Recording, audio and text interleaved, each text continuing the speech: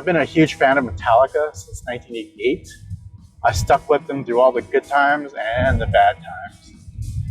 But yeah, in 2016, October of 2016, I was in Maui on vacation, and I saw that Metallica was looking for extras to be in one of their videos that was going to be filming in Oakland. And I was like, oh wow, of course you had to apply for it. You had to send pictures of yourself, and I thought that would disqualify me. But anyway, a few days later, I got a response saying that I was approved to be in the video, and I could not believe it. And luckily, it was a few days after I got back from Hawaii, so I would have never forgiven myself if I missed the video because I was out of town. But yeah, and I can't ever say that nothing good ever happens to me, because I mean, besides my kids being born, it's one of the greatest things that ever happened in my life. And so I got the email giving all the details, and said to be there by 4:30, and I got there at 2 just to be safe. I was the first one there, and eventually people started, showing up, and yeah, they told us we couldn't have our cell phones for obvious reasons, so we left them in the car, and they started letting us in, and I didn't know anything about what was going to happen. I didn't know if Metallica was actually going to be there. I didn't know if we were just going to be filming stuff without the band. I didn't know. So we went into this abandoned train station, and we were filming fight scenes. There was the main character was fighting a bunch of different people, and we were just told to go crazy and react.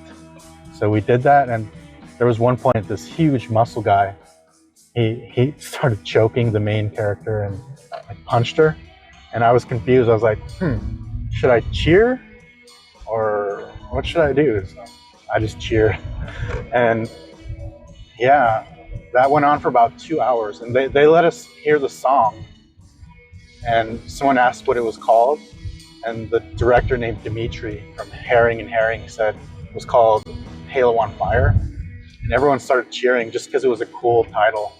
I mean, obviously we didn't know the song, but we knew it would have to be awesome, and it was.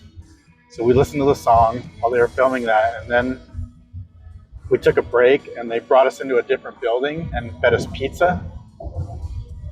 And we were just talking, getting to know each other, and they brought us back into the main building where we were filming, and oh man, all of Metallica's stage gear, like their instruments, was set up in the middle. It was so awesome. And then the band walked in. This band who I've, idolized since I was a kid.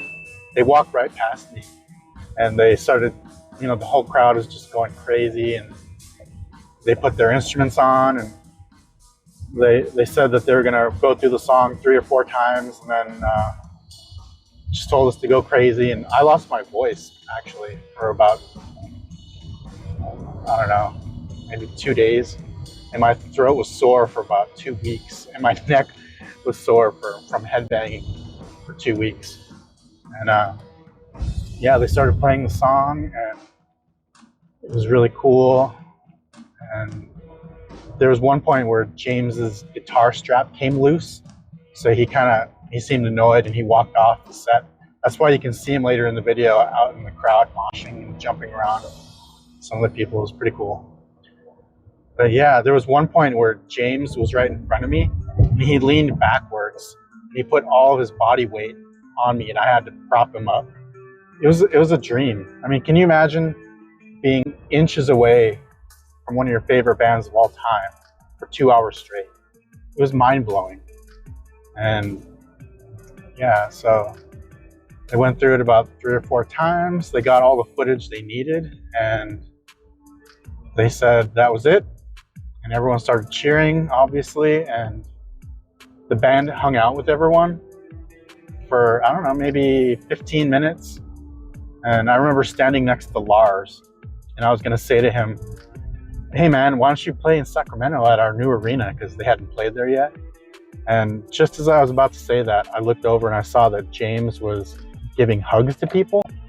So I ran over and got in the hug line.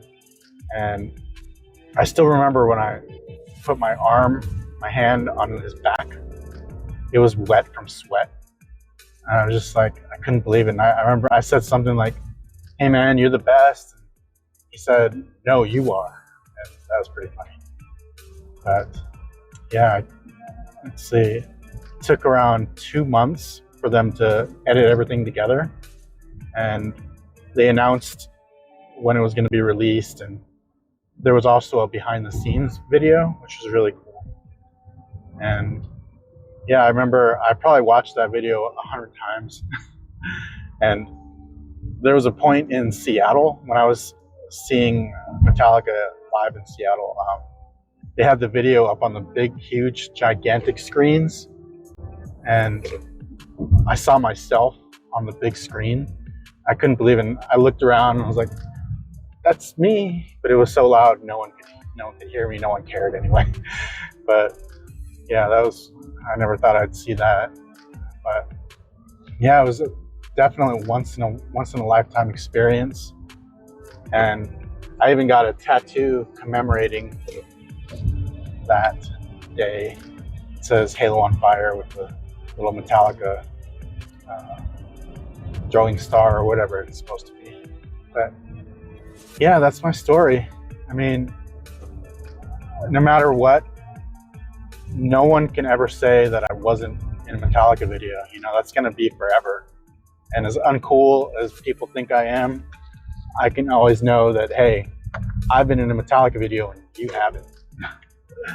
No, but yeah, that's my story. And thank you so much for watching. I will see you in the next video.